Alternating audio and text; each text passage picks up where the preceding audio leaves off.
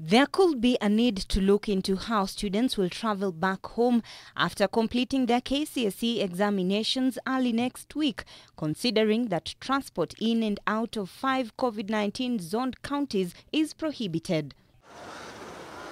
This comes even as a letter issued last week directed county education directors to work with county commissioners and principals of secondary schools to ensure that the travel of KCSE candidates will be facilitated, with schools directed to organize with transport companies to ensure that students are picked from school after the exams. The practicability of the same has, however, been questioned, with Education Cabinet Secretary Professor George Magoha assuring the candidates of safe travel back home during his tour at the Kenya High School today. We have made exquisite arrangements to ensure that all the children are given safe passage to their homes starting from Wednesday or Thursday next week, and that we leave all the rest to God.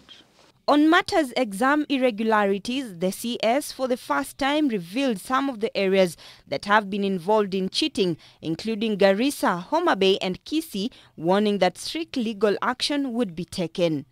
We have had arrests in Garissa, Suba in Rachonyo, sub-counties, Suba in Homa Bay,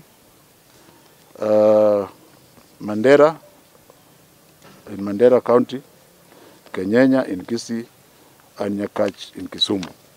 And I think we are going to go further because each examination has 2 security officers.